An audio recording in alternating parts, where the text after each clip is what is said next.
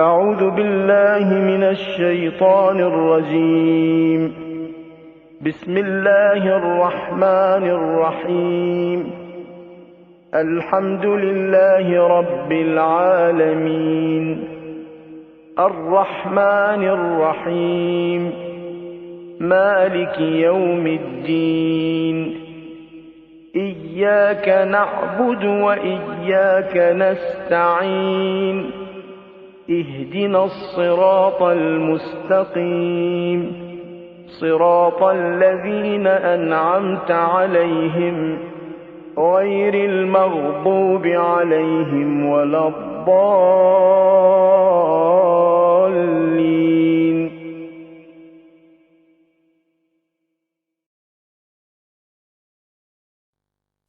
الحمد لله رب العالمين والصلاة والسلام على خاتم النبيين ورحمة للعالمين أبي القاسم محمد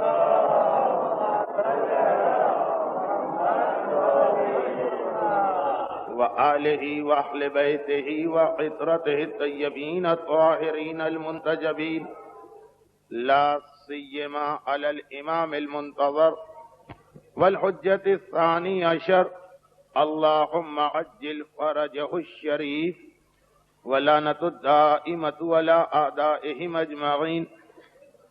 أما بعد فقد قال الله عز وجل في كتابه الكريم بسم الله الرحمن الرحيم اليوم أكملت لكم دينكم وأتممت عليكم نعمتي.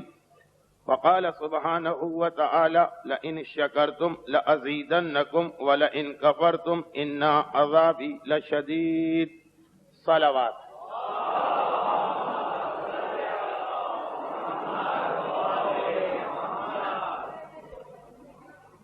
شب نیمہ شعبان ایک ایسی رات ہے کہ جس میں اتنے سارے اہم موضوعات آ جاتے ہیں اور اس کی کچھ اتنی مناسبتیں اور خصوصیتیں ہیں کہ اکثر تجربہ کار مقرر اور علماء کرام بھی حیران ہو جاتے ہیں کہ کس عنوان پہ گفتگو کی جائے اور کس پہ نہ کی جائے اور کس طرح ان تمام خصوصیتوں کو جمع کیا جائے. تو کہاں مجھ جیسا ناتجربہ کار طالب علم، لیکن جو موضوع تقریر کی ابتدا میں نے سوچا تھا تھوڑا سا بدلنا پڑ رہا، اور میرا خیال یہی تھا کہ آج کی اتنی بابرکت خوشیوں اور سعادتوں والی رات کوئی بھی تکلیف دہ بات نہیں ہونا چاہیے. لیکن جو حالات اس وقت میرے سامنے آئے اس کو ذہن میں رکھتے ہوئے آغاز تقریر ہی وہ انداز نہیں ہے کہ جو ولادت کی مناسبت سے ہونا چاہیے، کیونکہ میں نے دیکھا کہ اگر امام کی ذات سے متعلقہ یہ چند حقائق آپ کے سامنے پیش نہ کروں تو میں خود بھی بارگاہ امامت میں مجرم ہوں گا اور آپ حضرات کے لیے بھی بہرحال ظہور کے بعد امام کے سامنے شرمساری اور شرمندگی کا موقع ہوگا. اور وہ مسئلہ یہ کہ قرآن کریم نے قاعدہ کلی بتایا جس کا اطلاق پروردگار عالم کی ہر نعمت پر ہوتا کہ لَإِن شَكَرْتُمْ لَأَزِيدَنَّكُمْ. اے انسانوں، سورہ ابراہیم قرآن کریم کا سورہ نمبر 14 ہے، اس کی 7ویں آیت کہ اگر تم نے میری نعمتوں کا شکر ادا کیا لَأَزِيدَنَّكُمْ تو میں ان نعمتوں کو بڑھا دوں گا. لیکن وَلَئِن كَفَرْتُمْ إِنَّ عَذَابِي لَشَدِيدٌ. یہ یاد رکھو کہ اگر تم نے میری نعمتوں کا کفران کیا، میری نعمتوں سے بے توجہی برتی، میری نعمتوں کی ناقدری کی، تو میرا عذاب انتہائی شدید ہوگا.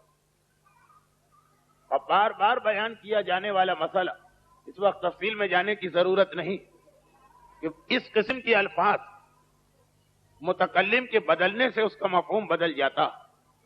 کہا کہ عذاب شدید ہوگا.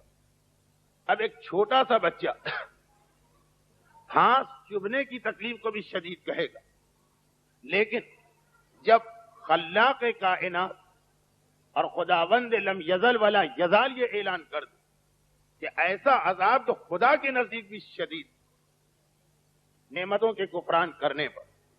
اور یاد رکھیے گا کہ آیت میں وہ پیغام نہیں کہ اگر تم نے شکر ادا کیا تو میں اپنی نعمتیں تمہارے پاس رہنے دوں گا، اور اگر تم نے کفران کیا تو نعمت چھین لوں گا. یہ بھی اعلان نہیں. کیا کہا کہ اگر شکر کیا تو جو نعمتیں ہیں وہ تو رہیں گی اور اضافہ کروں گا، اور اگر کفران کیا تو فقط یہ سزا نہیں ملے گی کہ نعمت چھین لی جائے گی، نعمت تو چھینی جائے گی.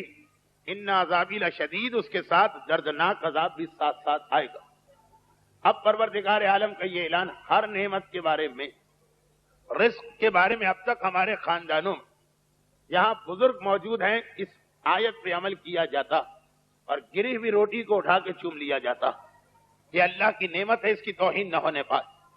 لیکن سوال یہ پیدا ہوتا ہے کہ قرآن کی اس آیت میں یہ لفظ تو کہیں پر نہیں کہ ہم یہ اصول صرف روٹی کے بارے میں کہہ رہے ہیں، اولاد کے بارے میں کہہ رہے ہیں، عام نعمتوں کے بارے میں کہہ رہے ہیں. ہر نعمت اس اصول کے دائرے میں آ گئی. تو جو سب سے بڑی نعمت ہے، الیوم اکملت لکم دینکم واتممت علیکم نعمتی، جو سب سے بڑی نعمت ہے، جس نعمت کا نام نعمت امامت و نعمت ولایت و نعمت وجود اہل بیت. اگر اس نعمت کے بارے میں قرآن کی اس آیت کو ذہن میں رکھا جائے تو بہت سارے مسئلے ایسے بھی حل ہوتے ہیں جن کا تعلق غیبت امام سے. جب وہ سب سے بڑی نعمت تو اس آیت کا سب سے بہترین اطلاق اسی نعمت پر کہ اے انسانوں، ہم نے تمہیں وجود اہل بیت کی صورت میں اپنی سب سے بڑی نعمت دی. اگر شکر ادا کرو گے تو یہ نعمت بڑھ جائے گی، اور اگر ناقدری کرو گے تو فقط نعمت ہی نہیں لی جائے گی، سخت ترین عذاب بھی تمہارا انتظار کرے گا. اور پھر یہی آیت مومن کے بارے میں بھی کہ اے صاحب ایمان، یہ نعمت ولایت جو تمہیں ملی ہے، نعمت اہل بیت، اگر تم نے شکر ادا کیا بڑھ جائے گی، ناقدری کی تو اللہ اس نعمت کو اپنے پاس بلا کے تمہیں عذاب شدید میں مبتلا کرے گا. یہ مومن کے بارے میں بھی اس کا حکم. اور یاد رکھیں، یہ ہمارا اساسی اور بنیادی عقیدہ کہ اس آیت میں اتممت علیکم نعمتی، مولا کا وجود سب سے پہلے شامل ہے، لیکن مراد پورے 12 امام. اسی لیے حدیث آ گئی کہ من مات ولم یعرف امام زمانہ ہی مات میتۃ الجاہلی، کہ اگر تم نے علی جیسی شخصیت کو بھی پہچان لیا لیکن اپنے زمانے کے امام کی معرفت کو حاصل نہ کیا تو گویا تم نے علی کو بھی نہیں پہچانا، اور تمہاری موت جاہلیت کی موت. اور علامہ مجلسی نے حیات القلوب کی 3 جلد میں باقاعدہ چیپٹر قائم کیا کہ جس نے 11 اماموں کی معرفت حاصل کی ہے، 11 کی، مگر صرف 12ویں کی معرفت حاصل نہ کر سکا، وہ اسی گروہ میں شامل ہے کہ جس نے پہلے ہی امام کو چھوڑ دیا. 11 کو مان کر 12ویں کو چھوڑنے والا اس میں ہے کہ جو پہلے ہی کو نہیں مان رہا. اور یہی وجہ کہ بہت سارے شش امامی فرقے ہم انہیں دائرہ ایمان میں بایمانہ شامل نہیں سمجھتے کہ امامت مکمل نہیں. تو اب اس نعمت ولایت میں الیوم اکملت لکم والی آیت کی نعمت علی سے لے کے ہمارے زمانے کے امام تک ہے کہ اس میں سے اگر کسی ایک کی نعمت، کسی ایک کے وجود میں تم نے کفران نعمت کی تو یاد رکھو کہ اللہ اس نعمت کو بھی اپنے پاس بلائے گا، تمہیں عذاب شدید میں مبتلا کرے گا. اور خالی امام کا وجود ہی ایک نعمت ہے، مگر اس کے ساتھ امام کے وجود سے جو فائدے ہم کو ملتے ہیں تو وہ نعمت کے ساتھ ہم پر احسان بھی ہے. اور قرآن نے کہا حل جزاء الاحسان الا الاحسان. کیا فائدہ ملتا؟ بے وجود ہی ثبتت الارض والسماء. اگر آج یہ زمین و آسمان آپ کو قائم نظر آ رہے ہیں، اگر آج آپ کی جان اور عزت محفوظ ہے، آج اگر آپ کے گھر کی خواتین اور اولاد سکون کے عالم میں سانس لے رہے ہیں، یعنی موجود، یہ کس کے وجود کی برکت؟ حدیث کا جملہ ہے کہ وہ امام غائب ہے کہ جس نے زمین و آسمان کو برقرار رکھا ہوا. اس کا وجود سبب ہے کہ زمین و آسمان برقرار. یعنی ہم اپنی ایک ایک سانس، ہم اپنی اولاد کی ایک ایک سانس کے لیے احسان مند ہیں اس امام زمانہ کے کہ وہ ہے تو ہمیں سانس لینے کا موقع مل رہا. ہماری حیات کا ایک ایک لمحہ اس کی وجہ سے. اور حدیث میں اگلے مرحلے پہ ارشاد ہوا، جو خطبہ جمعہ میں حدیث پڑھی جاتی، وَبِيُمْنِهِ رُزِقَ الْوَرَىٰ، اور اسی کی برکتیں ہیں کہ مخلوقات عالم کو رزق مل رہا. سمندروں کی تاریکی اور گہرائی میں موجود چھوٹے چھوٹے پتھروں کے شگاف میں چاہے ایک ننھا سا کیڑا گھاس کی ایک پتی لے رہا ہو، یا ہم اور آپ عیش و آرام کے ساتھ اپنے فلیٹوں اور بنگلوں میں زندگی گزار رہے ہیں، وَبِيُمْنِهِ رُزِقَ الْوَرَىٰ، یہ وجود امام کی برکت ہے کہ تمام مخلوقات عالم کو رزق عطا ہو رہا. ہم اپنی ہر سانس میں احسان مند ہیں اس امام کے جس کے وجود نے ہمیں زندگی دی، اور ہم اپنے ہر لقمے میں احسان مند ہیں اس امام معصوم کے کہ جس کے وجود نے ہمیں اور ہماری اولاد کو رزق دیا. یہ حدیثیں ہیں جو میں پڑھ رہا ہوں. وقت کی کمی کی وجہ سے کتابوں اور راویوں کے حوالے ممکن نہیں. اس کا اتنا بڑا ہم پر احسان، یعنی ان دو سے قطع نظر ویسے ہی وجود امام ایک نعمت، اور پھر ایک ایسی نعمت کہ جو مسلسل ہم پر احسان کر رہی. اور اس کی ولادت کی رات آج، اور اتنے ٹھنڈے انداز سے اس رات کو گزارا جائے، تعجب کی بات. جب پتہ چل، میں تو سوچ رہا تھا جہاں جہاں صاحبان ایمان کی بستیاں، ہر امام بارگاہ اور عزا خانے میں باقاعدہ جشن کا سلسلہ اس طرح ہوگا کہ عشاء کی نماز سے لے کے فجر کی نماز تک مسلسل ذکر امام ہو رہا. سڑکوں پہ ٹہلنے والے بہت ملے، گلیوں میں گپ شپ کرنے والے بہت ملے. ایسا لگا کہ آج کی رات اپنے دوست اور احباب سے ملاقات کی رات تصور کر لیا گیا. دنیا بھر کے موضوعات پہ ٹہلتے ہوئے گفتگو کرنے والے بہت ملے. سڑکوں پر اور شاہراہوں پہ ٹریفک بہت ملا کہ جی آج شب برات اور شب نیمہ شعبان. اس امام کا ذکر کہاں ہو رہا کہ جس کے وجود کی برکت سے ہم زندہ، جس کی بیوم نہیں، جس کی برکتوں سے ہمیں اور ہماری اولاد کو رزق مل رہا. پتا چلا کہ آج بہت سارے ایسے امام باڑے اور عزا خانے ہیں جو آج بھی بند. لائٹنگ تو چھوڑیں، تالے نہیں کھل رہے. خدا جزائے خیر دے ان چند نوجوانوں، بہت پرانی ہمارے پاس مذہبی تنظیمیں. میں یہ نہیں کہتا ہوں کہ آمدن کوئی کوتاہی نہیں، ذہن سے ذرا صحیح تصور نکل گیا کہ اس امام کی ولادت کا جشن ہمیں اس لیے بھی منانا کہ آج ہم اسی کی امامت میں زندہ، اور آج ہم اسی کی وجہ سے زندہ، اور آج ہم اسی کی وجہ سے رزق حاصل کر رہے ہیں. اس امام کا وجود، اتنے بڑے محسن کا وجود آج اس دنیا میں آیا 15 شعبان. ہر عزا خانے، ہر امام باڑے اسی انداز سے رونق ہونا چاہیے. اور ہر تنظیم کو چاہے سال میں باقی کوئی پروگرام کرنے کا موقع ملے کہ نہ ملے، اپنے اس محسن کو ضرور یاد رکھنا. خدا جزائے خیر دے اس نئی تنظیم کے ان بچوں اور نوجوانوں کو جو مجھے اطلاع ملی کہ جنہوں نے یہ دیکھ کر کے ایک طرح سے اتنا اہم محلہ کراچی کو مثلا کھارادر سونا پڑا ہوا، یہ حق امام نہیں ہے کہ جو ہم سمجھتے ہیں کہ گھروں سے نکلے اور کہیں جا کے بیٹھ گئے اور چائے پیتے رہے، گپ شپ کرتے رہے، ایک چکر نیٹی جھیٹی کا لگا لیا اور نیمہ شعبان کا حق ادا ہو گئے. ابھی تو اگر موقع ملا تو میں اس رات کی الگ سے جو خصوصیتیں وہ بھی بیان کروں، مگر خاص اپنے محسن سے اس رات کرو، واقعاً وہ خوشی ہونا چاہیے. اور دیکھیے ایک سبب یہ بھی ہم کو نظر آتا کہ کیوں یہ امام ہم سے اوجھل اور غائب ہے. ایسا لگ رہا پروردگار تو اسے غائب نہیں کرنا چاہتا. 15 شعبان کو بھیجنے کا مقصد یہ ہے کہ امام بھیجا دنیا کے لیے جا رہا، پھر چھپا کیوں دیا گیا؟ اس کی جو مصلحتیں ہیں ان میں کئی مقامات پر ہماری کوتاہی کا ذکر. اور ہماری کوتاہی کیوں ہوتی؟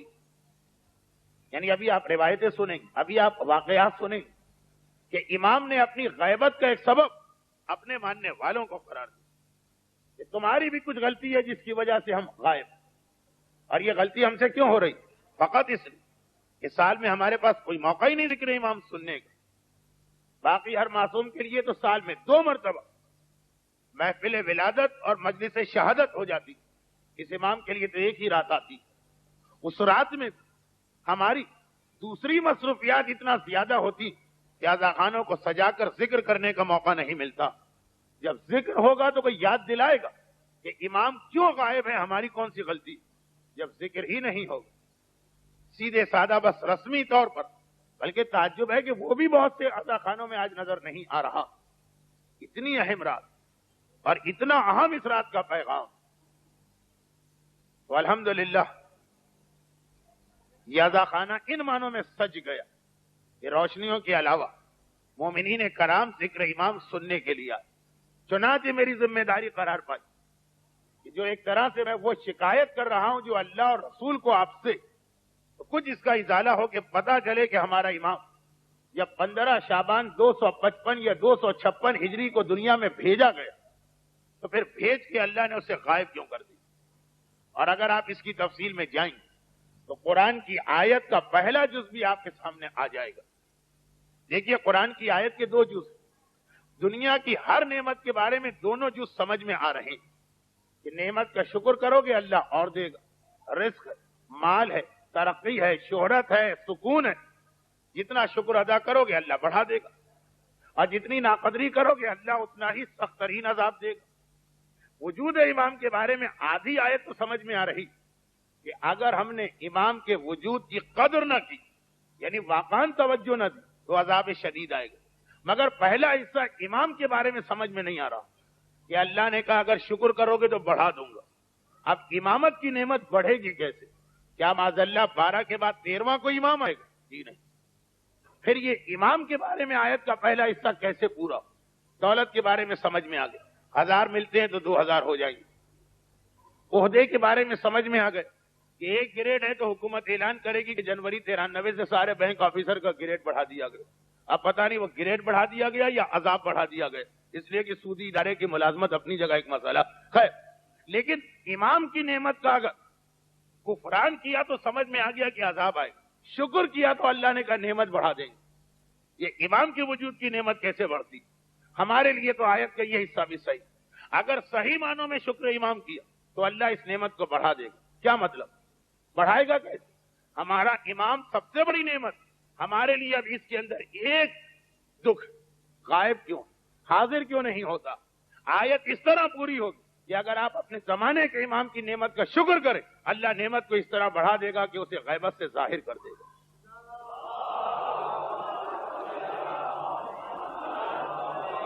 جیسے آج کی رات 15 شعبان 255 ہجری کو پروردگار نے اپنی اس آخری حجت کو, آدم سے ہدایت کا جو سلسلہ شروع ہو رہا, صحیح معنوں میں مکمل کیا, دنیا میں بھیج دی.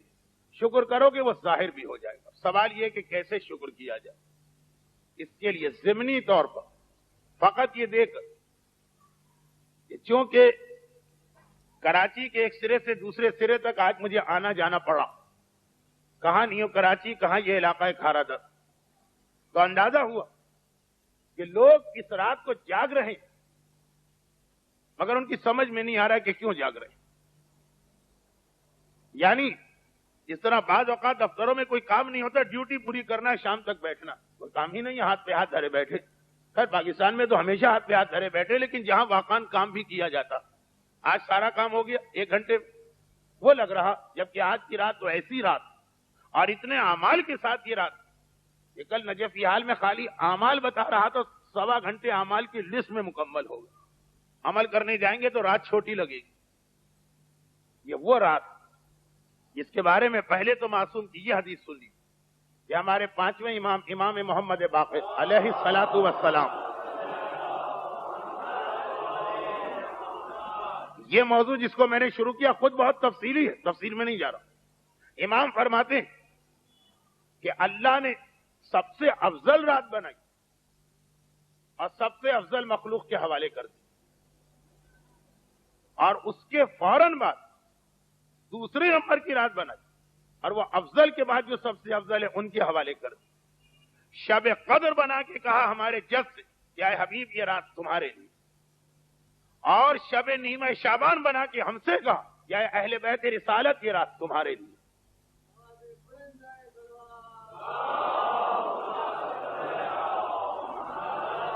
جو رسول کی عظمت کو مانتا ہے وہ شب قدر کی فضیلت کو جانے، اور جو آل رسول کی عظمت کو مانتا ہے وہ شب نیمہ شعبان کی فضیلت کو جانے۔ یہ معصوم کہہ رہے ہیں کہ یہ 15 شعبان کی رات ایسی ہے جیسے کائنات میں آل رسول کی مثال، کہ ان سے بلند صرف رسول ہے، شب راتوں میں آج کی رات سے بلند صرف شب قدر، مگر وہ بھی کوئی زمین آسمان کا فرق نہیں، رسول کے فوراً بعد آل رسول کا درجہ۔ اور امام نے کہا کہ یہ وہ رات، آپ کو معلوم ہے کہ رسول کا مقام بلند ہے، مگر کبھی ایسا ہوتا کہ آدمی اپنی اولاد سے زیادہ اس کی اولاد سے محبت ہوتی۔ کاروباری لوگوں میں کوئی محاورہ بھی ہے، میں کاروباری تو نہیں ہوں اس لیے آپ حضرات اس محاورے کی غلطی میں معاف کریں، کہ اصل سے بیاج پیارا ہوتا، تو وہ جو ایک مسئلہ ہے کہ اپنی اولاد تو خیر قریب وہی ہوتا اس کی وجہ سے، لیکن پوتے سے زیادہ محبت، اگرچہ وہ ہے تو اولاد کی وجہ سے۔ تاریخ اسلام میں واقعات ملتے کہ اللہ کا حبیب رسول، مگر جس طرح آل رسول کا خیال پروردگار کر رہا کہ کبھی کچھ واقعات لوگوں کو چونکا دیتے کہ رسول کی فلاں بات نہ مانی گئی، حسین نے آ کے خواہش ظاہر کی، پروردگار نے فوراً اس بات کو مان لی۔ جو فطرت و نفسیات کو جانتے ہیں انہیں پتا ہے کہ اس مسئلے میں کیا حقیقت۔ بیٹا آ کے ہم سے کوئی بات کہہ رہا منع کر دیں گے، پوتا آئے گا، پوتے کو دیکھ کے آدمی کا دل جو ہے پسیج جاتا۔ روایتوں میں کہ اللہ آج کی رات اعلان کرتا، شب قدر کے بارے میں بھی یہ روایت نہیں، اس کی فضیلت اپنی جگہ، روایت کی بات۔ آج کی رات اللہ اعلان کرتا کہ میں اپنی ذات کی قسم کھا کے کہتا ہوں کہ جو میرے سامنے دست سوال دراز کرے گا اس کو خالی ہاتھ نہیں پلٹاؤں۔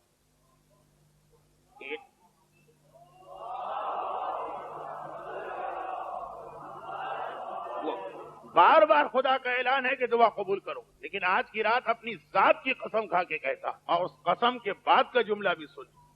معصوم کہتے ہیں کہ آج کی رات جو حاجتیں پوری ہوتی ہے اس کا طریقہ مختلف۔ خدا کا اعلان ہے کہ سارا سال بندے میرا انتظار کرتے، دعا پیش کر دی قبول ہو کہ نہ ہو، اور آج کی رات شروع ہوتی فجر تک رحمت، برکت اور نعمتوں کے خزانے کھول کے میں انتظار کرتا ہوں، ہے کوئی مجھ سے مانگنے والا، ہے کوئی مجھ سے لینے والا۔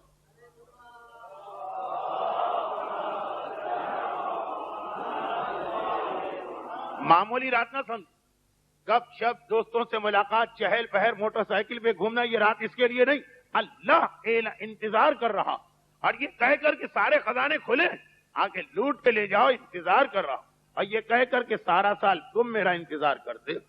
کتنی عجیب بات ہے، ایک رات زحمت اٹھائی، اور اس طرح سے اس رات کا حق معصوم کا ذکر اور اپنی حاجتوں کے ساتھ ملا کے کی کہ ایک رات زحمت اٹھائیے، سال کی ساری راتیں سوتے رہی، ساری حاجتیں آج لے لی، خصوصاً روزی اور رزق کا مسئلہ۔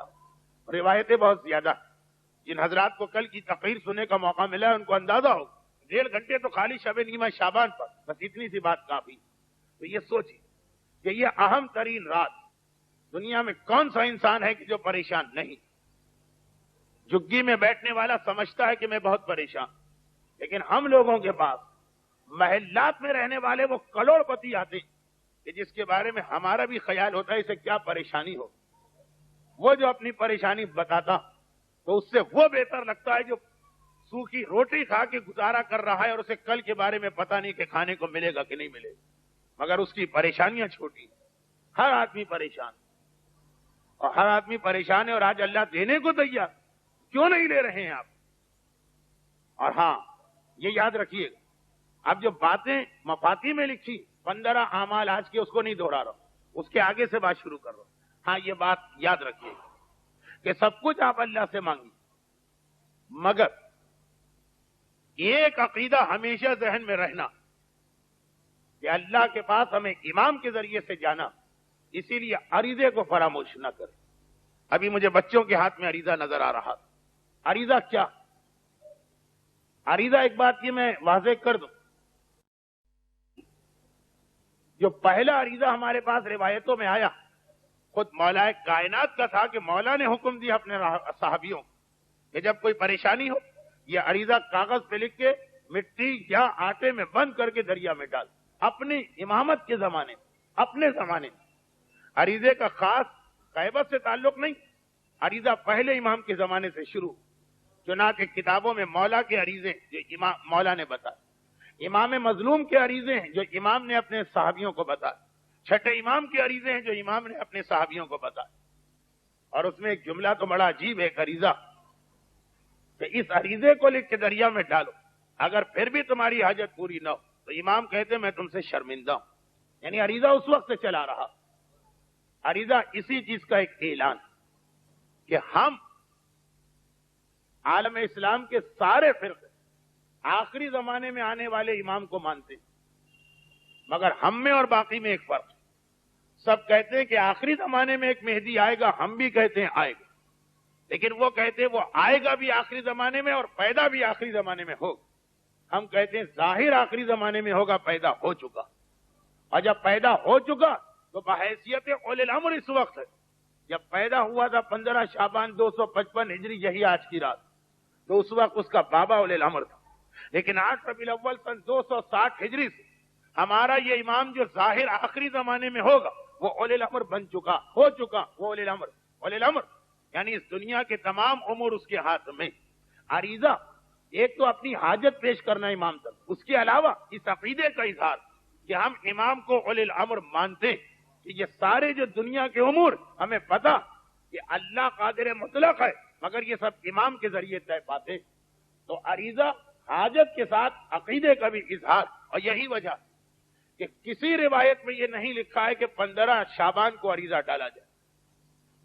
کیا لکھا؟ جب تمہیں کوئی مسئلہ پیش آئے، تحریری درخواست، کاغذ کے اوپر اپنی درخواست خدمت امام میں بھیج، چاہے 15 شعبان ہو کہ شوال ہو کہ محرم ہو کہ ربیع الاول ہو کہ رجب۔ لیکن اس وقت تو ہمیں عریضہ بھیجنا ہی ہے جو عریضے کی اصل تاریخ ہے، پریشان، مگر 15 شعبان کو اس لیے بھی عریضہ لکھنا کہ یہ عقیدہ ہمارے بچوں، ہماری عورتوں اور ہمارے مردوں کے ذہن میں تازہ ہوتے رہے۔ رسم نہ بنائیے، عقیدہ بنائیے۔ کیوں بھیج رہے ہیں یہ عریضہ؟ اس لیے کہ اولی الامر امام غائب، اور چاہے وہ غائب ہو لیکن سارے امور اسی کے ذریعے طے پا رہے ہیں۔ اولاد اللہ دے گا کس کے ذریعے، رزق اللہ دے گا کس کے ذریعے، حاجتیں اللہ پوری کرے گا، اولی الامر کون؟ یہ عقیدہ تازہ ہوتا رہے۔ اور اسی لیے ایک جملہ میں یہاں پہ اور کہہ دوں کہ 15 شعبان کے جو اعمال مفاتی میں لکھے، یہ اعمال کا ایک حصہ، لیکن اعمال کا ایک اور حصہ جو مفاتی میں بھی ہے اور دوسری کتابوں کہ آج کی رات جہاں ایک طرف آپ کو اپنی حاجتیں اللہ سے پوری کروانا، وہاں اپنے اس عقیدے کو تازہ کرنا ہے کہ ہمارا ایک امام ہے، چاہے پردہ غیب میں ہو لیکن اولی الامر وہی، کائنات وہی چلا رہا۔ چنانچہ آج کی رات اپنے امام سے منسوب یہ 4 باتیں فراموش نہ کیجیے گا۔ نمبر 1، دعائے ندبہ کا کوئی نہ کوئی وقت نکال کے آپ کو اس کو پڑھ لینا، وقت نہیں ہے کہ ایک ایک چیز کی تشریح کروں۔ نمبر 2، سلام اللہ الکامل التام الشامل، جو امام زمانہ کی ایک خاص زیارت جس کی بہت تاکید آئی، وہ آج کی رات فراموش نہ کر، مفاتی میں بھی آپ کو ملے گی۔ اور تیسری چیز، زیارت آل یاسین، یہ زمانے کے امام کی ایک وہ زیارت جس کے بارے میں ان علماء نے یہ کہا۔ دیکھیے جو علماء ہیں ہمارے پاس اسلام میں، علوم اتنے زیادہ، شاید ہی کوئی ایسا عالم ہو جو اسلام کے تمام علوم کا ماہر ہو۔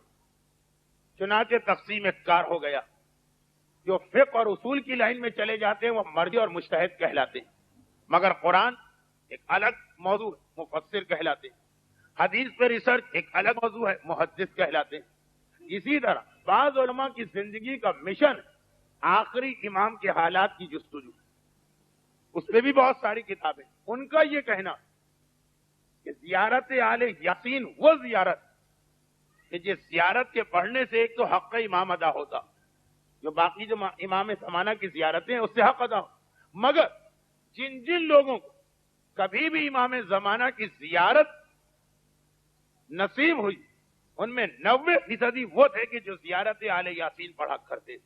یہ ریسرچ کی ہے ان علماء نے کہ زیارت آل یاسین پڑھا کرتے تھے۔ زیارت کے 2 فائدے، ورنہ تو جو روزانہ کی نماز کے بعد آپ زیارت پڑھتے وہ بھی ایک صحیح عمل اور مستحب عمل، حق کا امام ادا، لیکن زیارت آل یاسین وہ جو اس کے ساتھ دوسرا فائدہ امام کی زیارت کے دلواتی۔ کبھی حیرت ہوتی ہے کہ تاریخ کی کتابوں میں بہت سارے لوگوں کا ذکر ہے جن کو زیارت ملی، ہمیں کیوں نہیں ملتی؟ کوئی نہ کوئی ایسا عمل ہو، چنانچہ زیارت علیہ یاسین۔ اور چوتھی اور آخری چیز، امام کے لیے عریضے لکھ کے ڈالے جاتے، مگر عریضوں میں جو سب سے مستند اور سب سے مجرب عریضہ، مجرب کا مقصد جن علماء کی زندگی آخری امام کے حالات کی جستجو میں گزری، انہوں نے دیکھا کہ ایک عریضہ ایسا ہے کتابوں میں جس کا بھی یہی فائدہ کہ اس کی حاجت سب سے جلدی قبول ہوتی ہے اس عریضے کی، اور اس عریضے کے لکھنے والے کی زیارت امام سے ہو جاتی۔ اب دیکھیے، اگر ہم کہیں کہ قرآن کریم میں رزق کی برکت کے لیے سورہ واقعہ، اس کا مطلب ہے کہ ہم معذاللہ یہ کہہ رہے ہیں کہ باقی قرآن بیکار نہیں، سارا اللہ کا کلام، مگر اللہ نے باقی قرآن کی آیتوں کے ساتھ اس میں خصوصیت رکھی، ہر عریضہ اپنی جگہ حاجتیں پیش کرنے کے لیے، مگر جو خاص عریضہ جس کا ڈبل فائدہ، ادھر حاجت جاتی ہے، ادھر سے ملاقات کا اذن ملتا ہے، زندگی میں کبھی ملاقات ہوتی ہے، وہ عریضہ ایک خاص عریضہ ہے جو بہت کم کتابوں میں، حتیٰ یہ کہ تعجب ہے کہ علامہ مجلسی جیسا ایک بحر زخار سمندر ہے وہ علوم معصومین کی، وہ بھی بہار میں اس عریضے کو نہیں لکھ سکے، لیکن انتہائی معتبر ابن طاؤس جیسے مقدس ترین عالم نے اس عریضے کو تحریر کیا۔ اردو میں ایک کتاب ہے گوہر یگانہ، اس کے صفحہ 400 پہ یہ عریضہ موجود، اور اس میں آپ کو ایک اور خصوصیت نظر آئی، ہر عریضہ ڈالا جاتا حسین ابن روح کے نام سے، یہ خصوصی عریضہ جو حسین ابن روح کے نام سے نہیں ڈالتے، یہ امام کے سب سے پہلے نائب عثمان ابن سعید اور ان کے بیٹے کے نام سے ڈالا جاتا، یہ سب سے پہلے دو نائب۔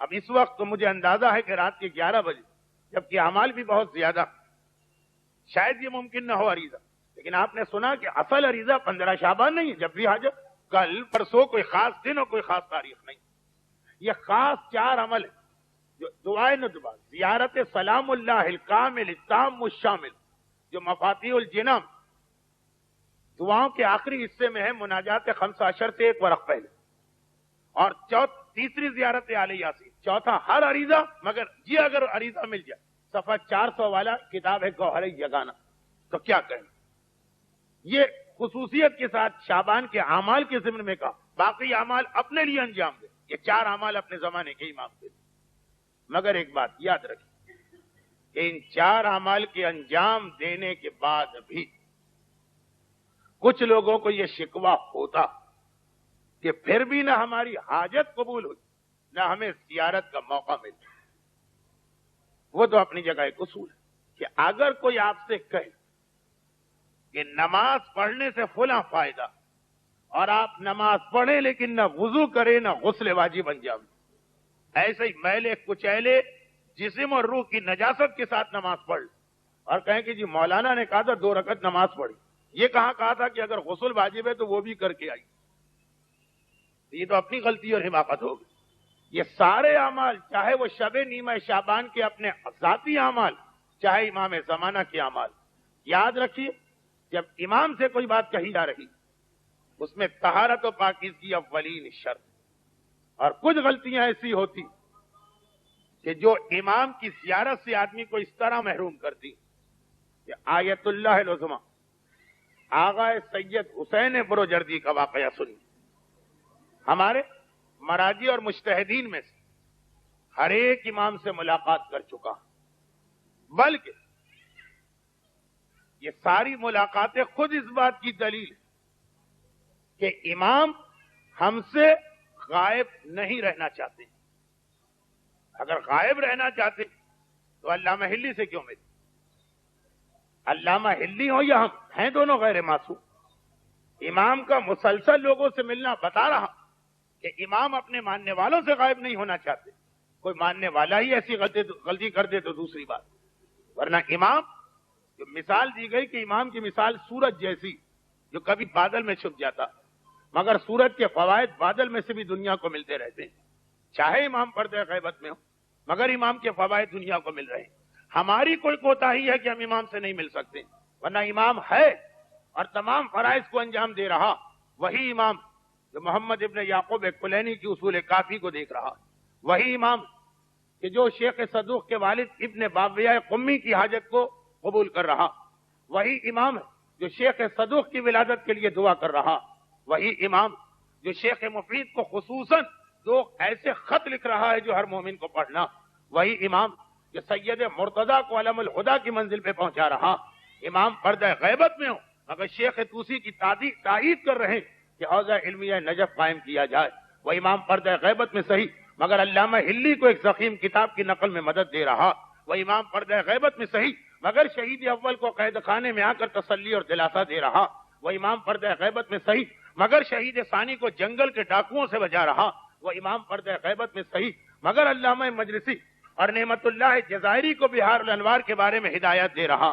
وہ امام پردہ غیبت میں صحیح مگر فاضل مقداد کو وہ حدیث ڈھونڈ کے دے رہا جو فاضل مقداد کو نہیں مل رہی، وہ پردہ غیبت میں صحیح مگر مقدس سے اردبیلی کو مسجد کوفہ میں تمام مسائل کو حل کر کے دے رہا، اس کا پردہ غیبت میں رہنا اپنی جگہ مگر سید مہدی بحر العلوم کے مسائل کو حل کر رہا، وہ امام پردہ غیبت میں صحیح کار امامت نہیں رک رہے، شیخ مرتضیٰ انصاری کی مرجعیت کا اعلان کر رہا ہے، وہ امام پردہ غیبت میں صحیح مگر آغا مرزا بزرگ شیرازی تمباکو کا فتویٰ دیتے ہیں، امام کی تائید ہو رہی ہے، وہ پردہ غیبت میں صحیح آغا ابوالحسن اصفہانی کے ذریعے سے 4000 سیدی صاحبان ایمان بنا رہا ہے، وہ پردہ غیبت میں صحیح مگر آغا بروجردی کے ذریعے اس مرد مومن کی زیارت کا بندوبست کر رہا ہے، وہ پردہ غیبت میں صحیح مگر آغا محسن الحکیم کو اس وقت جہاز بدلنے کا حکم دے رہا ہے جب ہوائی جہاز فضا میں بلند ہو چکا، وہ پردہ غیبت میں صحیح مگر آیت اللہ کوئی کو حوضہ علمیہ نجف بچانے کے لیے حکم دے رہا ہے کہ یہاں سے ہجرت نہ کرنا،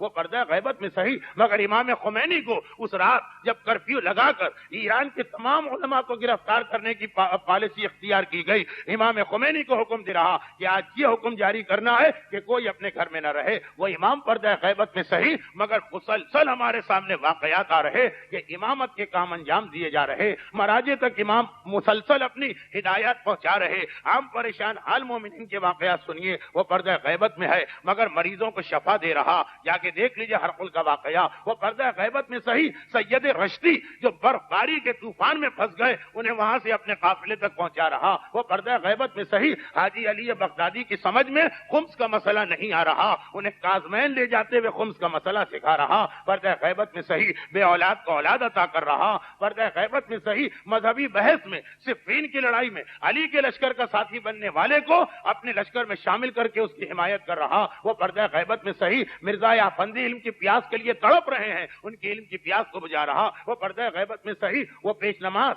جو نماز پڑھاتے ہوئے اپنی زراعت اور دخن اور باجرے کی فصل کے بارے میں سوچ رہا، اسے شیخ دخنی قرار دے کے لوگوں کو بتا رہا کہ اس کے پیچھے نماز نہیں پڑھنا تو اس کی وجہ سے استغاثے قبول ہو رہے، حاجتیں پوری ہو رہی، مریضوں کو شفا مل رہی، بے اولادوں کو اولاد مل رہی، مذہبی بحث میں وہی امام ہے جو محمد ابن عیسیٰ کے ذریعے بحرین کے صاحبان ایمان کے سامنے انار کے فراٹ کا پردہ چاک کر رہا ہے، امامت کے کام انجام پا رہے ہیں، صاحبان ایمان استفادہ کر رہے ہیں، پریشانیاں دور ہو رہی ہیں، بحران حل کیے جا رہے ہیں، کہیں ہماری غلطی ہے، کہیں پہ ہم میں سے کوئی تاہی کر رہا جس کی بنا پہ ہماری بیماری ہے، امام یہاں نہیں آتے وہاں چلے گئے، ہماری پریشانی ہے، امام یہاں نہیں آتے بحرین چلے گئے، کوئی نہ کوئی ہمارے پاس غلطی ہے، اب وہ غلطی کیا ہے اگر اس کی تلاش کی جائے، غلطی کیا تلاش کی جائے تو بہت ساری وجوہات سامنے آئیں گی، مگر آغا بروجردی کا ایک واقعہ جو سامنے آیا تھا اس حوالے سے ایک جملہ کہہ رہا ہوں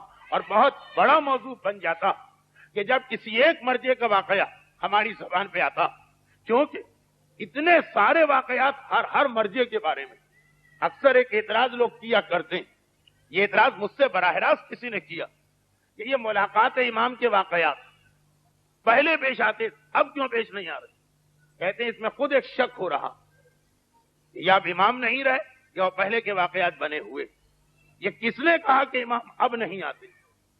ہمارے ہاں امام کا ذکر کتنا کم، کتابیں اس سے بھی کم اور سننے والے اس سے بھی کم، ورنہ کون سا دور ایسا کہ جو امام کے واقعات سے خالی؟ اگر ہم ایک ترتیب یہی بنا لیں، آغا ابوالحسن اصفہانی کتنی زیادہ ملاقاتیں ان کی امام سے ہوئیں، یہ وہ بزرگ مرجع جن کی تقلید کے چہرے اس مجمع میں نظر آ رہے ہیں، بہت پرانی بات نہیں، حتیٰ یہ کہ ایک میں نے واقعہ اشارتاً بیان کیا، تفصیل کا موقع 1940 کا واقعہ، 4000 زیدی فرقہ زیدیہ سے تعلق رکھنے والے آغا ابوالحسن اصفہانی سے کے ذریعے وادی السلام کے نجف کے قبرستان میں امام نے سب کو مومن بنایا. ابھی کا واقعہ ہے، کوئی ہزاروں سال پہلے کی بات نہیں.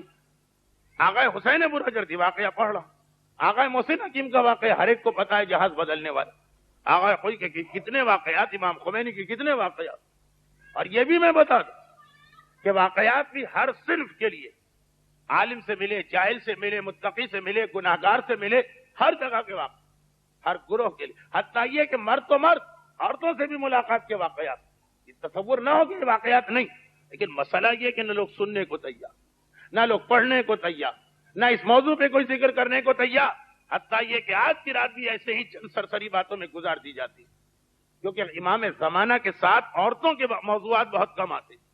اس لیے اشارتاً ایک بات بتاؤں، ورنہ تقریر کے اختتام پر بھی واقعہ آنے والا. مثلا اسی وقت کی چلیں بات لے لیں، ہم بہت پرانے واقعات نہیں پڑھتے، اسی وقت کی بات لے لیں. اس وقت کے مراجع میں سے ایک مشہور نام آیت اللہ العظمی شیخ محمد علی عراقی کا. یہ واقعہ انہوں نے 26 ربیع الثانی 1393 ہجری میں شہر قم میں نقل کیا صاحبان ایمان کی ایک محفل میں. جو اس وقت مرجع ہیں بڑی تعداد میں صاحبان ایمان کے، آغا عراقی جن کا نام آپ سن رہے ہیں، وہ خود یہ واقعہ تاریخ بھی سن لیجئے، دن بھی سن لیجئے، سن بھی سن لیجئے، جگہ بھی سن لیجئے. منگل کا دن 26 ربیع الثانی 1393 ہجری کا سن، قم کا شہر. 1393 ہجری 20 سال پہلے کی بات، 73-74 کی بات. وہ یہ واقعہ اپنے گھر میں نقل کر رہے ہیں. اپنی بیٹی کا واقعہ جو میرا اصل موضوع تھا. یہ نہیں ہے کہ خالی مردوں سے ہی واقعات پیش آتے ہیں. فرما رہے ہیں کہ میری بیٹی حج پہ جا رہی تھی، اس پہ حج واجب تھا. ہماری فقہ کا مسئلہ ہے کہ محرم ہو کہ نہ ہو، اگر عورت کی استطاعت ہو گئی تو اسے حج پہ جانا واجب. 1973 میں آغا عراقی مرجعیت کی منزل پہ نہ صحیح، مجتہد تو تھے، اجتہاد تو تھا، بلکہ اس وقت جسمانی توانائی کے اعتبار سے شباب پہ ہوں گے. بیٹی کو فتویٰ دیا کہ تم پہ حج واجب، جانا. باپ نہیں جا سکتا، شوہر نہیں جا سکتا، اس سے حج ساقط نہیں. اب بیٹی مرجع کے گھر کی بیٹی، مجتہد کی بیٹی، آغا عراقی کی بیٹی، گھبرا کے کہا کہ حج میں تو رش بہت ہوتا. یہ 70 کے حج کی بات ہو رہی ہے، جس میں کراچی سے بہت سے لوگ، اس مجمع کے کچھ لوگ اس حج میں تھے. جس حج کا واقعہ، اس مجمع میں لوگ ہیں جو اس سال حج پہ تھے، لیکن ان کو پتا نہیں کہ ایک مرجع کی بیٹی حج پہ آئی ہے اور امام کی زیارت کر رہی ہے. واقعہ بہت زیادہ کوئی علمی نہیں ہے، لیکن فقط اس لیے کہ پتا چلے کہ واقعات عورتوں کے ساتھ بھی زیارت کے واقعات. بیٹی نے کہا فتویٰ اپنی جگہ، لیکن میں اکیلی بغیر محرم، مجمع اتنا زیادہ، کیسے حج کر؟ فتویٰ اپنی جگہ ہے کہ جان کا خوف تو نہیں، لیکن آسانی کے لیے یا حفیظ و یا علیم ہو، آغا عراقی نے اپنی بیٹی کو تعلیم کیا کہ یہ ذکر خدا پڑھتی رہنا، اللہ حفاظت کرے. اب وہ بیٹی گئی حج پر. دختر آغا عراقی وہ نقل کرتی اپنے باپ سے، اور ان کے باپ نے یہ واقعہ اس مجمع میں بیان کی کہ میری بیٹی فرماتی ہے کہ میری بیٹی کہتی ہے کہ میں گئی. اور جب وہاں پہنچی تو ذی الحجہ کے مہینے میں پہنچی. عمرہ تمتع بڑی مشکل سے انجام دے لی. جب حج کا وقت آیا اور 1970 میں، اوائل 70 میں، یہ طواف کا صحن اور یہ ساری سہولتیں بہت کم تھی. آج جتنا بڑا صحن ہے اس میں بھی زحمت ہو جاتی ہے، اس وقت تو صحن بھی بہت چھوٹا تھا. اب کہتی ہیں کہ میں نے جس وقت حج کا طواف شروع کیا خانہ کعبہ کے ساتھ چکر، دیکھ تو ویسے ہی رش، سوڈانیوں اور نائجیریا کے رہنے والوں کے بہت بڑے بڑے گروہ آ گئے جو کبھی حج پہ جا چکے ہیں. ان کو مسئلہ پتا کہ یہ کتنا بڑا مسئلہ ہو جاتا. اب تو ایک طرح مجھے اپنی جان کے بارے میں خوف ہو گیا، اور یہ سارے نامحرم کہیں مجھ پہ گر نہ پڑے، کہیں مجھے نقصان نہ پہنچا دے، جو اس وقت ویسے رش میں ہر ایک کو خطرہ، خصوصاً جب یہ سوڈانیوں کے گروہ آ گئے. میں نے پریشانی کے عالم میں ایک مرتبہ آسمان کو دیکھا، یا اللہ کس طرح اس زحمت سے اپنے آپ کو بچا. قریب سے کوئی گزرا جس کی آواز میں نے نہیں، جس کا چہرہ میں نے نہیں دیکھا، آواز کہ اپنے زمانے کے امام کو کیوں نہیں پکارتی، حج ان کی قیادت میں ہوتا.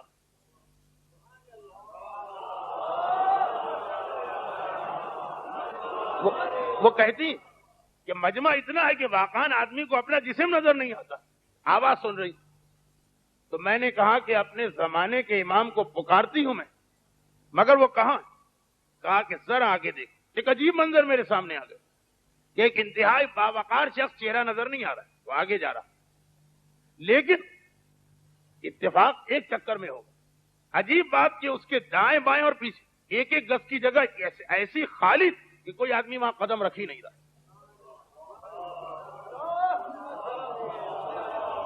آیت اللہ العظمی آغائے عراقی کی دختر کہتی، دیکھیں کبھی ایک آدھ چکر میں اتفاق ہو بھی جاتا ہے کہ 7 کے 7 چکر میں نے لگائے۔ اور عجیب بات، فرزدق شاعر نے جس عمل کو دیکھ کے قصیدہ پڑھ دیا کہ جب چوتھا امام آیا تھا مجمع چھٹ گیا، یہاں پہ کوئی ایسا عمل نظر نہیں آ رہا، خود بخود جہاں سے یہ شخص جا رہا، دائیں بائیں اور پیچھے مجمع اس جگہ قدم ہی نہیں لگ رہا۔ اتنے آرام اور اطمینان کے ساتھ میں نے پورے 7 چکروں کا طواف کیا حج میں، کہ عام حالات میں جب حرم خالی ہوتا ہے تب بھی اتنا اطمینان نہیں ہوتا۔ میں قریب سے اور ایک مرتبہ فقط ان کی ابا کو چھوا اور اپنے جسم سے مس کیا، اور اس وقت میری آنکھوں سے اس طرح آنسو جاری تھے کہ میں اپنے آقا اور مولا کو سلام کرنا بھی بھول گئی، یہاں تک کہ طواف مکمل ہوا اور امام نظر نہیں آیا۔ لیکن میں نے ایک مرتبہ خود ہی اپنے آپ سے کہا کہ آخر اور بھی بہت سارے صاحبان ایمان ہوں گے، میرے سامنے قافلے کے لوگ وہ گرے پڑے جا رہے۔ میں نے کہا آخر یہ کیوں؟ وہی آواز جو اس سے پہلے 2 مرتبہ سنائی دی، نظر نہیں آ رہا کون کہہ رہا ہے۔ اس نے کہا اس لیے کہ یہ مومن تو ہیں مگر اپنے زمانے کے امام کو پکار نہیں رہے، اور تم نے اپنے امام کو پکار لیا اس لیے تمہیں فوراً ان کی مدد مل گئی۔ آغائے عراقی مرجعیت کی منزل پہ فائز 20 سال پہلے یہ واقعہ سنا رہے، اپنی بیٹی کا واقعہ، چنانچہ یہ واقعہ بہت مشہور ہے کہ آغائے عراقی کی دختر سے امام زمانہ کی ملاقات۔ لیکن ایک بات تو اس میں آ گئی کہ مومن ہونا اور تصور بھی ہونا چاہیے امام کا، اور ان کے لیے انسان آواز دے، مگر یہ سب سے اہم مسئلہ بتایا گیا۔ آغائے حبیب اللہ حسینی ایران کے ایک بہت ہی مشہور خطیب تھے۔ ایک تو علماء ہوتے ہیں، ایک ذاکرین، خطبہ، بہت ہی مشہور خطبہ میں سے تھے، قم کے رہنے والے تھے، لیکن پھر سکونت تہران میں اختیار کی تھی۔ یہ ان کا واقعہ۔ وہ کہتے ہیں آغائے حبیب اللہ حسینی اور ان کے ایک دوست آغائے حسن کہ ہم نے یہ سنا تھا کہ مسجد جمگران سے امام کا بہت گہرا تعلق ہے۔ یہ واقعہ ہے تقریباً آج سے 40 سال پہلے کا، جب مرجعیت عامہ کی منزل پر تاریخ تشیع کی مقدس ترین شخصیتوں میں سے ایک آغائے حسین بروجردی رضوان اللہ علیہ فائز تھے، ان کا زمانہ۔ اور مسجد جمگران کی روایت ابھی اتنی واضح ہو کے سامنے نہیں آئی، تو انہوں نے کہا کہ ہم نے اپنے اندازے سے، میرے دوست آغائے حسن کو تو کوئی خاص حاجت تھی، یہ کہا کہ شب جمعہ سب سے اچھی رات ہے، ہم پورا سال شب جمعہ اس مسجد جمگران میں جو آپ کو آج قم سے قریب، اور جہاں شب منگل اور منگل کی رات دونوں رات ایک بڑی مخصوصی ہوتی، ہم لوگ تہران سے جاتے تھے۔ زمانہ اس وقت کا ہے کہ جب ایران وہ آٹو بان بھی نہیں بنا، بڑی زحمت ہوتی تھی، لیکن بہرحال حاجت بھی ہے اور امام سے ملاقات بھی کرنا۔ چنانچہ مسلسل ایک سال 45، 46، 47 جو شب جمعہ آئی، ہم ہر شب جمعہ تہران سے جمگران گئے اور آج جتنا آسان ہو گیا ہے، سڑکیں بن گئی ہیں، ٹرانسپورٹ مل گئی ہے، تو شاید پھر بھی یہ مشکل اور اس زمانے، لیکن یہاں تک یہ پورا سال ہو گیا۔ اور ہم دونوں کا حوصلہ ٹوٹ گیا کہ نہیں، کوئی شاید ہم ایسی جگہ جا رہے ہیں کہ جہاں امام سے ملاقات نہیں، یا کوئی ہم میں غلطی۔ خیر، جب پورا سال ہو گیا اس کے بعد جو شب جمعہ آئی، سال کے بعد والی، میرا تو کوئی ارادہ نہیں تھا۔ آغا حسن کا فون آیا کہ چلیں آج بھی ہم کو چلنا۔ میں نے کہا بھائی 1 سال ہو گیا، کچھ بھی تو ہمیں زیارت کے آثار نظر نہیں آئے، اس طرح باقی دنیا کو زیارت نہیں ہوتی، ہمیں بھی شاید امام اس وقت زیارت سے محروم کرنا چاہتے۔ اس میں جملہ آغائے بروجردی کا، آخری واقعہ اس کے بعد آئے گا جس میں خود امام کا جملہ، اور بس یہی آج کی تقریر۔ کہتے ہیں کہ آخر بہت میرے دوست نے زور دیا، اور پھر اس نے ایک عجیب جملہ کہا کہ ابھی تھوڑی دیر پہلے میری آنکھ لگی تھی، خواب میں کسی نے کہا کہ آج کی شب جمعہ ضرور جاؤ، جو کچھ اب تک زحمت ہوئی اپنی جگہ، آج کی شب جمعہ نہ چھوڑ۔ آغا حسینی ایک مشہور خطیبوں میں سے ایک تھے اس زمانے، کہا کہ جب یہ خواب سنایا تو میں نے بھی کہا چلو ہم چلتے، اور جا رہے ہیں۔ آج جو تہران قم کی وہ ہائی وے جو دنیا کی بہترین سڑکوں میں سے ایک ہے، نہیں بنی تھی، جا رہے ہیں، سواری بھی جب مسجد جمگران تک نہیں جاتی تھی، ابھی وہاں پہنچے نہیں ہیں، راستے میں کہ ہمیں اچانک اپنے سامنے ایک آدمی چلتا نظر آیا، کھلا میدان صحرا، کہاں سے نکل گیا؟ اچانک ایسے لگا کوئی ہمارے آگے چل رہا، کہ کہاں سے آ گیا، اس سے پہلے تو نہیں تھا۔ اور اس کا لباس بھی ایسا لباس جو اس علاقے کے دیہاتی اور گاؤں والے نہیں پہنتے، تہران اور قم کے بیچ میں گاؤں ہی گاؤں۔ یہ لوگ ایران کے رہنے والے، مفاتی بار بار پڑھتے، مفاتی میں سید رشتی کا ایک واقعہ، حج کے قافلے میں جانے والا ایک مومن جو راستہ بھول گیا، تو امام نے آ کے، جس وقت امام بیلچے کی مدد سے ایک باغ میں سے برف صاف کر رہے تھے، اس کی مدد کی، امام کے کندھے پہ ویسا ہی بیلچہ دیکھا جو سید رشتی کی روایت میں لکھا ہوا۔ ایک مرتبہ ہم نے کہا کہ یہ لگ رہا ہے کہ ہمارے امام، عام طور پہ ایسے واقعات میں آدمی کو بعد میں پتا چلتا، مگر ایسے بھی بہت سے واقعات، چنانچہ ہم وہاں گئے اور جا کے ان کو سلام کیا اور کہا کہ ہم آپ کو نہیں جانتے، ہمارا دل گواہی دے رہا کہ آپ ہمارے امام۔ انہوں نے بھی مسکرا کے کہا کہ جس کو تم 1 سال سے تلاش کر رہے تھے، تمہارے جذبے کو دیکھ کر آج وہ تم سے ملنے آیا۔ اور اس کے بعد یہ ارشاد فرمانے کے بعد امام نے ہم آغا حسن، جو اصل میں تو حاجت ان کی تھی، امام نے ان سے کہا کہ ہاں اب بتاؤ، دونوں میں سے فقط ان سے کہا اب بتاؤ تمہاری کیا حاجت؟ کہا مولا اگر ہم صحیح جگہ پہ آئیں تو پھر مجھے ضرورت ہی نہیں ہے کہ میں اپنی حاجت آپ کو بتاؤں۔ دیکھیے یہ بھی تو مسئلہ ہے کہ ہو سکتا ہے کہ معذاللہ نہ، تو کہا اگر صحیح جگہ امام کے پاس آئیں، امام تو دلوں کے بھید کو باعث نے خدا جانتا، پھر تو ضرورت نہیں۔ وہ مسکرا کے کہا کہ ہاں تم نے ٹھیک کہا، اور جو تمہارا مسئلہ، یہ مسئلہ جاؤ میرے نائب آغا بروجردی کے پاس قم، تمہارا مسئلہ وہ حل کریں گے۔ اچھا اس کے ساتھ ان کو ایک پیغام اور دے دیں کہ وہ جو مصر سے آدمی آتا اس پر وہ توجہ دے، اسے نظر انداز نہ کرے، اور اس کے علاوہ کچھ اور خصوصی پیغامات بھیجوائے۔ ہم چلنے لگے تو امام نے اپنی جیب سے کچھ سکے نکالے اور بطور تحفہ ہم کو دیے، جو ظاہری نجف، کربلا، قم اور مشہد زیارت کے ساتھ ساتھ مراجع کے گھروں پہ بھی جاتے ہیں، ان کو پتا ہے کہ اب وہاں ایک رواج ہے سکہ دینے، اس لیے کہ روایتوں میں ہے کہ امام بطور تحفہ ایک سکہ دیتے۔ وہ سکہ ہم نے لیا، جیسے ہی سکہ آیا اس کو الٹ پلٹ کے دیکھا، اب جو دیکھنے کے بعد نگاہ اٹھائی، کھلا میدان ہے، دور دور تک کسی کا نشان نظر نہیں آ رہا، اور درود بھیجے محمد و آل محمد۔ اب تو بالکل اطمینان کی منزل ہم واپس چلے، اور واپس نہیں چلے، اصولاً واپس جانا چاہیے، بھائی قم جا رہے تھے امام سے ملنے کے، ویسے تہران میں رہتے، مگر اب امام نے آغا بروجردی کے لیے ایک پیغام بھیجا تو ہم واپس نہیں آئے، سیدھے قم پہنچے۔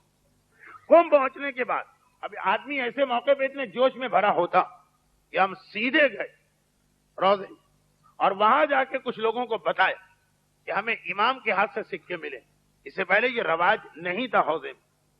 اب تو سارا مجمع ٹوٹ پڑا، ہر ایک نے وہ سکے لے کے دیکھنا شروع کی، اس کے بعد اسے پانی میں ڈالا گیا، امام کے ہاتھوں کے سکے، وہ پانی چھڑکا جا رہا، جب چہرے پہ ڈال رہے ہیں، 3 دن اس میں گزر گئے۔ اس کے بعد میں آغا بروجردی کے پاس پہنچا چوتھے دن، جیسے ہی پہنچا آغا بروجردی ایک ایسی عظیم شخصیت کہ ان کا چہرہ دیکھ کے آدمی تقوی کے روب سے کانپنے لگتا۔ انہوں نے کہا تم 3 دن سے کہاں تھے؟ میں تو 3 دن سے انتظار کر رہا ہوں، اور گھبرائے۔ وہ تو امام نے ان سے جنگل میں کہا تھا، آغا بروجردی کو کیسے پتا چلا؟ 3 دن سے تمہارا انتظار کر رہا ہوں۔ اور دیکھو وہ باقی جتنے بھی مسئلے جن کا تعلق ان سے نہیں، وہ تو مجھے امام کا پیغام ملا، تمہاری حاجت کیا؟ کہا کہ میری حاجت یہ ہے کہ مجھے کربلا کی زیارت کو جانا، اور نہیں جا پا رہا ہوں، پاسپورٹ نہیں بنتا۔ شاہ کے زمانے میں ایک مصیبت یہ تھی ابتدائی دور، پاسپورٹ نہیں دیا جاتا تھا ایرانیوں کو۔ آپ کو ایسا، یہ حاجت لے کے میں امام کے پاس گیا، امام نے آپ کے پاس بھجوا دیا۔ یقیناً اتنا بڑا مرجع کوئی نہ کوئی ایسا جاننے والا ہوگا، پاسپورٹ بنوا دی، ضرورت نہیں ہے پاسپورٹ۔ ایک دعا بتاتا ہوں، قافلے میں شامل ہو جاؤ، جب سرحد عراق و ایران پہ پہنچنا یہ دعا پڑھ لے، اسی لیے امام نے میرے پاس بھجوایا۔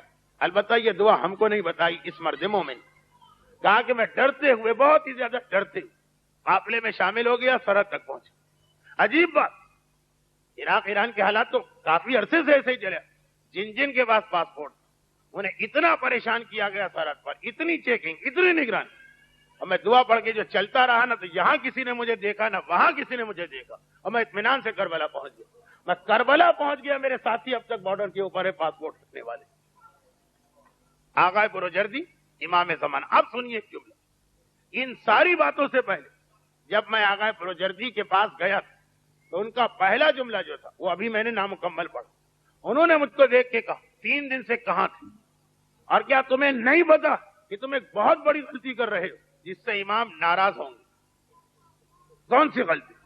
کہا یہ جو امام نے تمہیں تحفہ دیا، یہ تم کیسے گناہگاروں اور نجس اور فاسق و فاجروں کو اس کے سامنے پیش کر رہے ہو؟ یہ امام کا تحفہ جو صرف صاحبان تقوی کو زیارت کرائی جا سکتی، امام کو پسند نہیں۔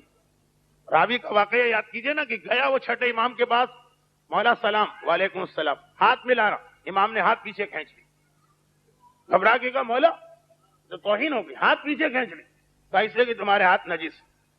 کہا نہیں مولا، میں آپ کے پاس آنے سے پہلے غسل کر کے آیا تھا۔ امام نے کہا کون سا غسل؟ کہا جو زیارت کا غسل ہے۔ کہا کہ غسل توبہ کر کے آنا چاہیے تھا، کہ آج صبح تم نے یہ ہاتھ ایک نامحرم عورت سے نہیں ملا؟ تمہارے نگاہ میں تمہارے ہاتھ پہ کوئی فرق نہیں پڑا، پھر نہا کے آئے، صابن لگا کے آئے، شیمپو لگا کے آئے، پرفیوم لگا کے آئے، تم نے کہا بہت پاک و پاکیزہ ہاتھ، لیکن نجاست کے اوپر اگر آپ پرفیوم چھڑک دیجئے تو کیا نجاست نہ رہے گی؟ امام کہتے ہیں جو ہاتھ نامحرم سے مس ہوا، ہم اس سے کیسے ہاتھ ملائیں؟ نجس چیز کو ہم کیسے چھوئیں اپنے ہاتھ سے؟ شرن اگر سوکھا کتا یا سوکھا سور ہے اور آپ اس سے ہاتھ ملائیں اور آپ کا ہاتھ بھی سوکھا ہو تو نجس نہیں ہوگا۔ نجس نہ ہونا الگ بات ہے، کتنے مومن تیار ہوں گے کراہت خود بخود آئے؟ حرام و حلال اپنی جگہ، نفس کی کراہت۔ امام کا تحفہ فقط صاحبان تقوی کے لیے، کیوں تم نے ان گناہگاروں کو دکھایا؟ آغا بروجردی امام کی طرف سے ناراضگی کا اظہار کر رہے ہیں۔ ایک جملہ۔ اب آئیے ایک آخری واقعہ سنیں، شاید کچھ باتیں جو میں وضاحت کے ساتھ وقت کی کمی کی وجہ سے نہیں کہہ پایا، ان واقعات سے صاحبان عقل خود نتیجہ نکال لیں۔ آغا توکلی کا مشہور و معروف واقعہ، جسے آغا حسن ابتہی نے اپنی ایک معروف کتاب ملاقات با امام زمان کی جلد اول میں نقل کیا، بہت ہی مشہور واقعہ۔ یہ امام ہی کا مسئلہ نہیں، یہ اس کا مسئلہ جس کی بارگاہ میں پہنچ کر معصومین کی گردنیں بھی ادب اور احترام سے جھک جاتی۔ بہت ہی عجیب واقعہ، ایک پیغام بھی ہے، ایک بڑی تعداد ہمارے بچوں اور نوجوانوں کی نیٹی جیٹی بھی جانے والی، ایک بڑی تعداد ہماری خواتین کی بھی شاید جانے والی۔ ایک واقعہ سنیں، آغا بروجردی نے ایک عمومی بات بتائی، تقوی کے بغیر امام کا تحفہ ملنا تو دور کی بات ہے، امام کے تحفے کو نہیں دے سکتے تو خود امام کو دیکھو۔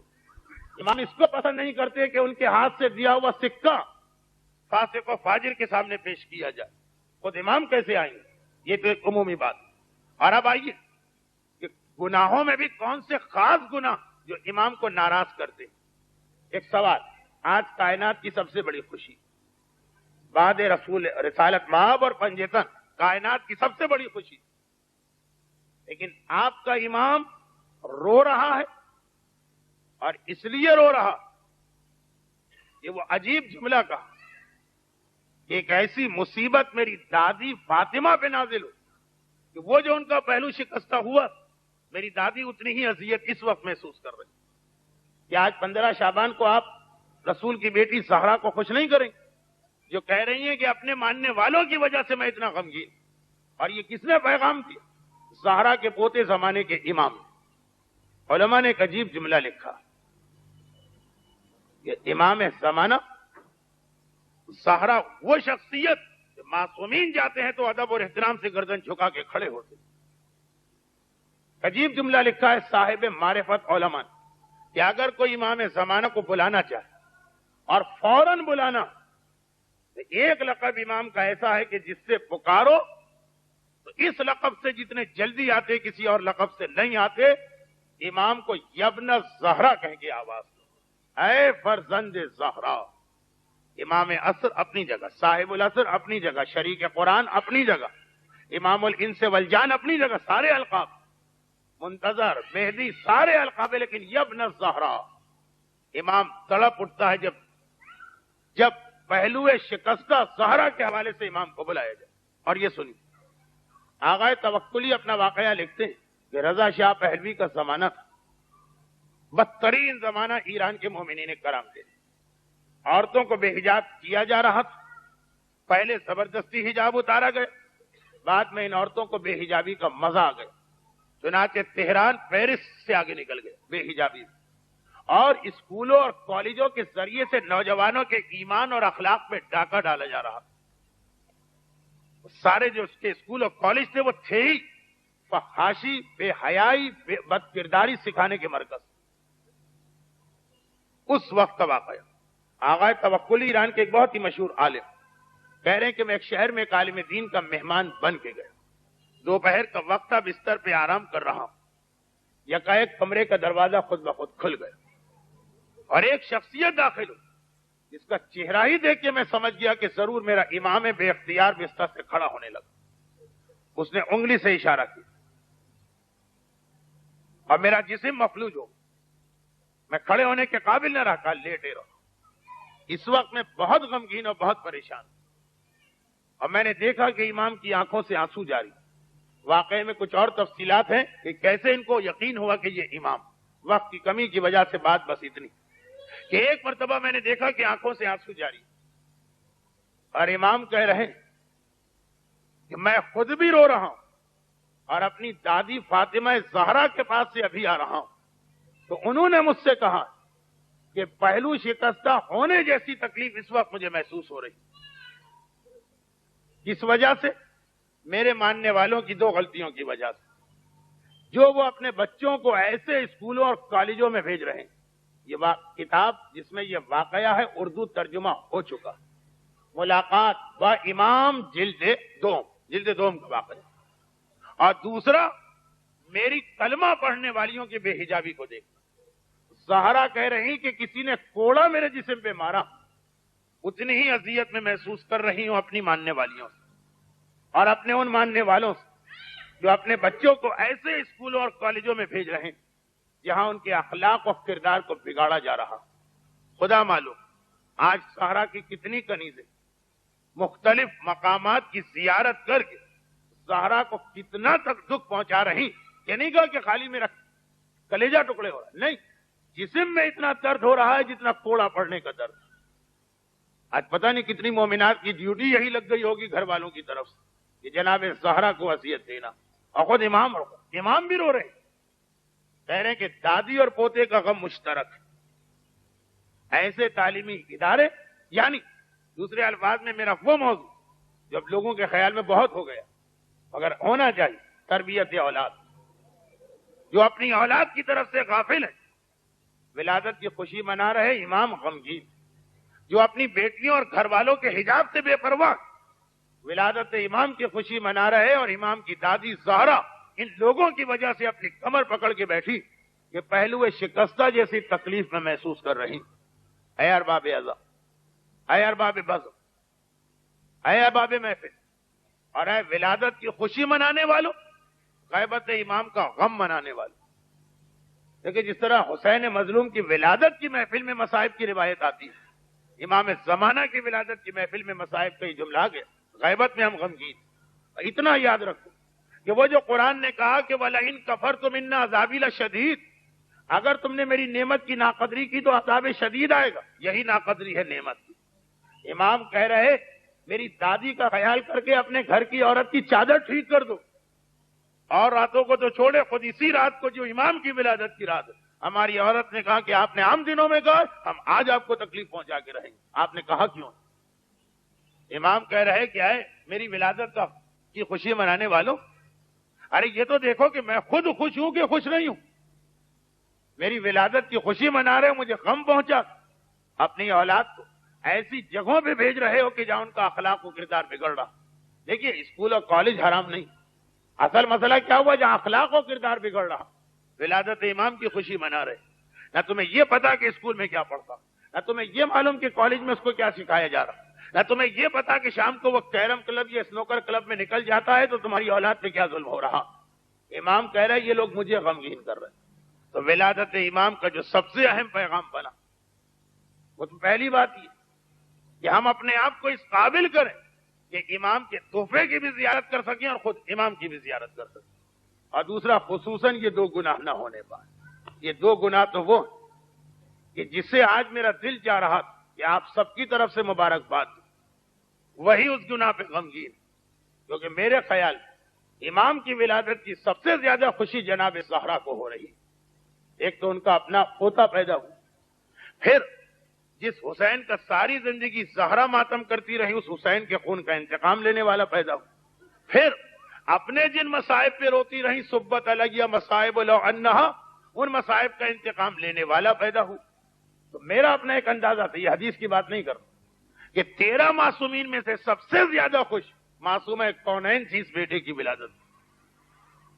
تو میری نیت یہی تھی کہ سارے معصومین کو الگ ایک ساتھ ولادت کی مبارکباد دینے کے بعد خصوصاً زہرا کو الگ سے مبارکباد دوں گا کہ اے شہزادی کونین، ہم جیسے حقیر غلاموں اور ادنا کنیزوں کی طرف سے اس اہم ترین خوشی پہ مبارکباد لیجیے، مگر جب یہ دیکھا کہ جن کی طرف سے مبارکباد دینا ہے انہی کی وجہ سے زہرا رو رہی، وہ جسم کانپ اٹھا کا دل چاہا کہ یہ پیغام آپ تک پہنچ جائے، اور بس انہی جناب زہرا کا واسطہ، نہ ان کو رلائیے نہ ان کے بیٹے امام زمانہ کو رلائیے۔ ایک وہ آغا بروجردی والا عمومی پیغام اور آغا توکلی والا خصوصی پیغام، یہ اگر آپ نے کر لیا تو ٹھیک، ورنہ لئن کفرتم، اگر تم نے نعمت کی ناقدری کی، یہی ناقدری کرنا، نعمت امامت ہے ہم ان کو رلا رہے ہیں، اسی کا نام تو ناقدری، ان عذاب لشدید۔ لیکن نہیں، جب یہ ساری روایتیں اور آیتیں پڑھ کے مایوس ہوتے تو پھر خیال آتا ہے کہ امام زمانہ رحمت للعالمین کا فرزند، اگر ہم اپنی ساری کوتاہیوں کو مان لیں اڑ جائیں تو الگ بات، اور اس سے کہیں کہ اے میرے زمانے کے امام، آپ کو واسطہ اپنی دادی فاطمہ زہرا کو، اور آپ کو واسطہ اپنے جد رسول خدا کو، صاحبان ایمان کو، آپ کی ولادت کی اس خوشی، آپ کی ولادت کی اس خوشی کے موقع پر ایسا کر دی کہ کائنات کی ساری خوشیاں اپنے ماننے والوں کو عطا کر دی، اور سب سے بڑی خوشی ہم کو کب ملے گی؟ اپنے چہرے کی زیارت کرا دی۔ مولا، بارگاہ الہی میں ہماری بات نہیں چلتی ہے یا وجیہن عند اللہ اشفع لنا عند اللہ، ہماری حاجتیں پیش کر دیجئے کہ ہم میں جو حالات زمانہ سے پریشان ہیں آپ کی ولادت کی خوشی کا واسطہ ان کی ان پریشانیوں کو دور فرمائیے، جو رزق کی پریشانی میں مبتلا ہیں ان کی اس پریشانی کو دور فرمائیے، جو اولاد کے کسی مسئلے میں مبتلا ہیں ان کو اولاد کی پریشانی دور فرمائیے، جو دشمنوں کا خوف ہے ان کے دشمنوں کو نیست و نابود کیجیے پروردگار، اور ان سے پہلے اسلام کے دشمنوں کو بے حق امام زمانہ نیست و نابود فرما پروردگارہ، ہمارے امام زمانہ کو ہم سے راضی اور خوش کر دے پروردگارہ، خصوصاً ہمارے ان تمام گناہوں کو معاف کر دے جو یا شہزادی فاطمہ کو تکلیف پہنچاتے ہیں یا ہمارے زمانے کے امام کو۔ آپ سب حضرات کو کائنات کی عظیم ترین خوشی